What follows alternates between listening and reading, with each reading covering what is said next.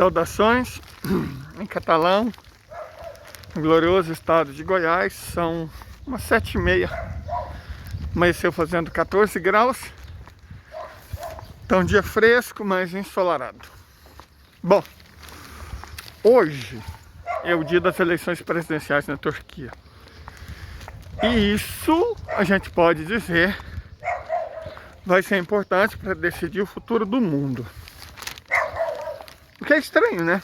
Se a gente pensa, porra, Turquia, sim, Turquia, a 11ª maior economia do mundo, 3,5 trilhões de dólares de PIB, ultrapassou a Itália, maior exército da OTAN, fora os Estados Unidos. Por que vai decidir? Porque o senhor Recep Tayyip Erdogan é um sujeito complicado. Sujeito bastante complicado. Só que, de um modo geral, previsível. Como assim previsível, se a gente nunca sabe o que ele está pensando em fazer? Ele é previsível no sentido de que ele defende os interesses da Turquia e do povo turco. Bem ou mal, goste-se dele ou não, dos métodos dele ou não, ele é um nacionalista e um patriota, diferente da besta do Bolsonaro, que é só um idiota mesmo. Certo? O Erdogan, de fato, é um homem preocupado com o povo dele. Com ele mesmo, em primeiro lugar, claro. Ele não é uma carmelita descalça ou da ordem dos franciscanos menores, né? Mas o ponto importante aqui é que ele tem um projeto de nação que está dentro de uma visão de mundo. É claro que depois do terremoto, esse projeto de nação não vai poder mais ser realizado, pelo menos não por ele. Porque o terremoto arrasou economicamente a Turquia. E militarmente, se a Turquia tinha grandes planos, e ela tinha, né, criar uma espécie de pan-Turquia, unindo primeiro o Azerbaijão, incluindo áreas que seriam tomadas da Armênia, talvez até do Irã, depois o Turcomenistão, por fim talvez até o Cazaquistão, Uzbequistão e Quirguistão, talvez até Xinjiang Uigur, lar ancestral dos turcos, ou mesmo o Tartaristão russo, certo? Não sei se numa única entidade ou pelo menos numa aliança entre os povos túrquicos do mundo. Ele tinha essa visão. Agora ele só não pode mais realizá-la, mas ele continua tendo essa visão, certo? Ele, Erdogan, se destaca pelos seus antecessores kemalistas, seguidores do Atatürk, exatamente porque ele, em momento algum, talvez no início, igual o Putin também no início, ainda tinha esperanças, acreditava no Ocidente e tal, na boa vontade dos europeus, essas bobagens. O Erdogan rapidamente deixou de nutrir simpatia ou esperança na Europa, no Ocidente, do modo geral. E depois da tentativa de golpe que os anglos e os franceses tentaram dar nele, aí essa não simpatia se transformou em antipatia. Ele foi salvo, a vida dele foi salva, o cargo dele foi salvo pelos russos, que o alertaram. Igual o Putin tentou alertar a Dilma. Diferente da Dilma, no entanto, o Erdogan ouviu. Salvou a vida e o cargo. E o povo, né? Salvou os três. Ele escapou do golpe e aprendeu a lição. Não se confie no Ocidente. Não se confie nos anglo-saxões. Não se confie nos Estados Unidos da América. Sobre nenhuma hipótese ou condição. Nesse sentido, as eleições da Turquia importam, porque uma coisa é ele permanecer no poder. Ele permanecendo no poder, a estratégia árabe-iraniana, secundada por russos e chineses, tem grandes chances de ser implementada. Essa estratégia é basicamente escalar o conflito dentro da entidade sionista até poder levá-la para o Líbano e para a Síria. Uma vez na Síria, passado algum tempo, escala-se ainda mais o conflito e entra a República Islâmica no jogo. Nesse meio tempo, convence-se o Egito, por um meio ou outro, de que não é bom ficar do lado perdedor. E aí, bom, a Arábia Saudita entra para fazer os finalmente e libertar a Palestina e Jerusalém Oriental. No intervalo, à medida que as coisas vão escalando, o preço do petróleo vai subindo, subindo, subindo, subindo.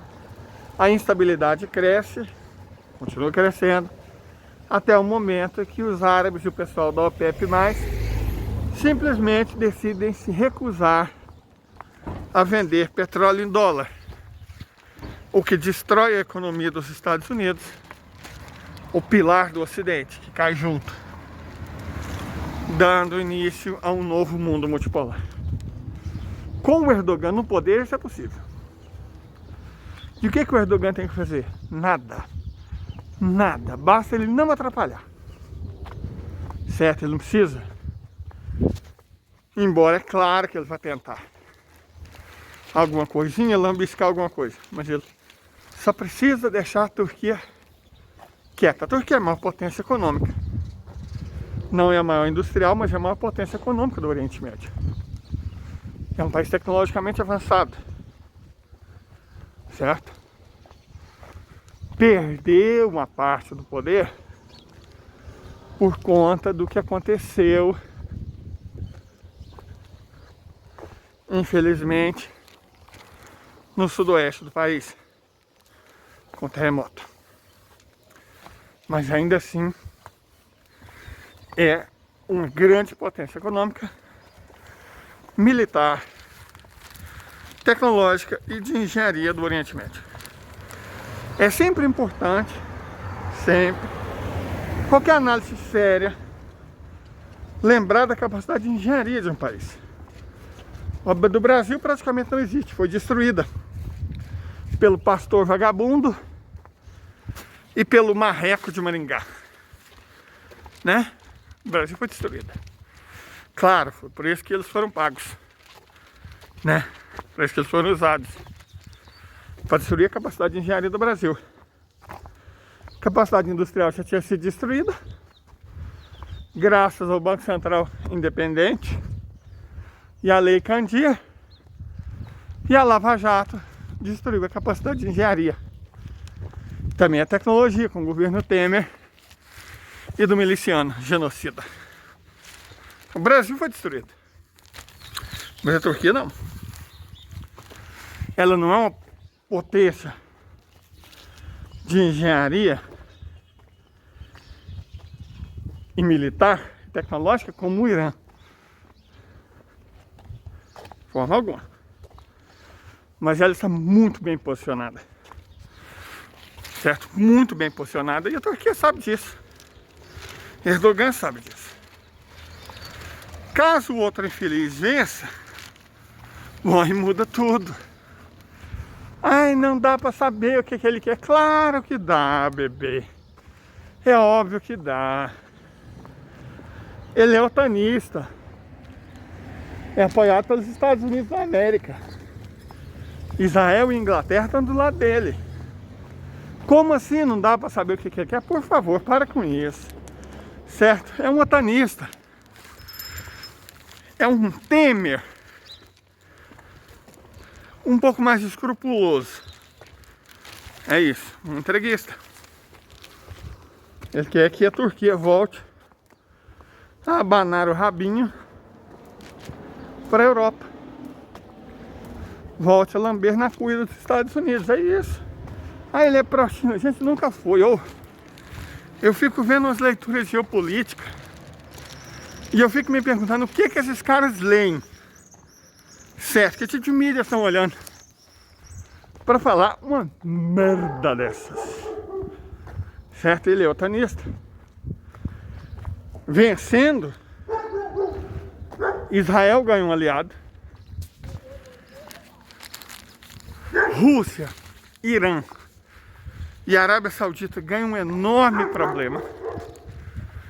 A Ásia Central, que já tem um Tokayev instável, se torna um problema também para a China.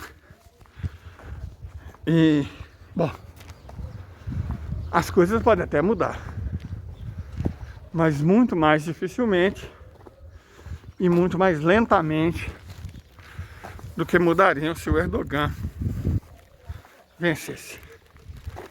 Significa que, bom, essa é a nossa análise. E nós temos a nossa torcida, é óbvio que nós temos. É óbvio que a gente tem. Erdogan. Eu sei quem é o Erdogan, gente, por favor.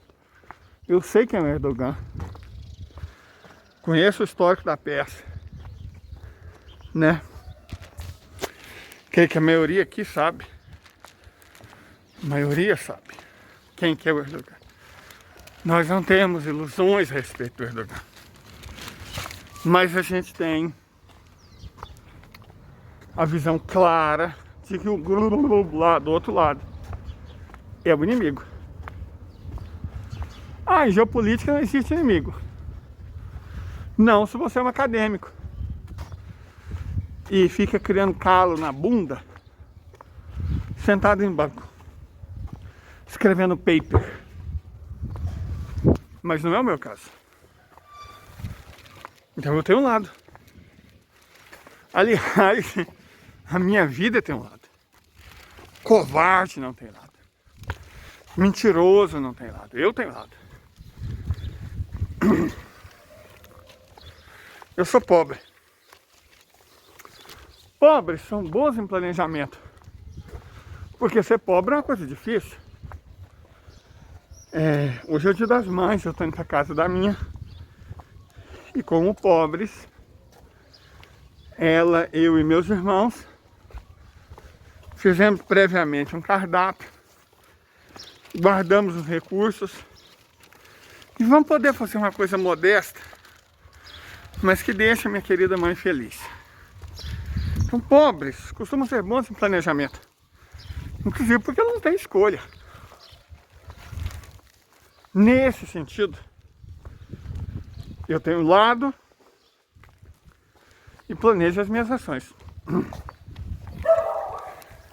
Meu lado é o de uma ordem multipolar, porque é o melhor que pode acontecer com os trabalhadores.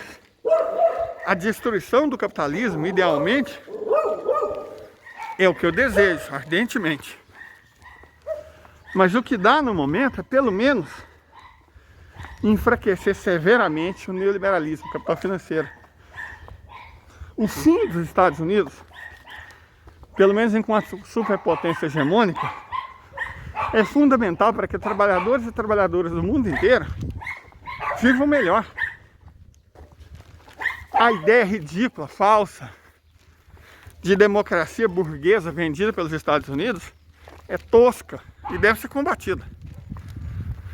Certo? Prefiro o conceito de ditadura do proletariado. Embora, claro, aí você tem que levar em consideração duas coisas. Primeiro, que eu sou católico e, portanto, não posso ser comunista. Se eu quisesse fazer o que eu achasse melhor, eu seria crente. Crente pode interpretar a Bíblia do jeito que ele quiser. Inclusive, os crentes, sem problema nenhum, acreditam na ideia que, através das ofertas, você pode pagar propina para Deus. Certo? Católico não. Como não posso ser comunista, eu sou anarquista. O anarquismo não é interdito. Então eu sou anarquista. Esse é um ponto. A gente tem que saber de que lado a gente deve estar a partir da prerrogativa de onde nos empurraram e do que isso nos custa. Então, meu lado, reitero, é de uma ordem multipolar, mais afim aos interesses dos trabalhadores e das trabalhadoras. Perfeito? Por isso, nessas eleições eu vou estar torcendo pelo Erdogan, mesmo sabendo quem ele é. No momento, é o que tem que ser feito. Então, no momento, é o que eu vou fazer. Vamos torcer pelo Erdogan. Vamos esperar as eleições e hoje à noite a gente vai fazer uma live tentando analisar essas coisas todas. Ver o que aconteceu. Eu não sou inimigo dos fatos, então eu não me importo em analisar os fatos. Pelo contrário, até prefiro. Mas que Deus nos abençoe. Que Allah esteja do nosso lado.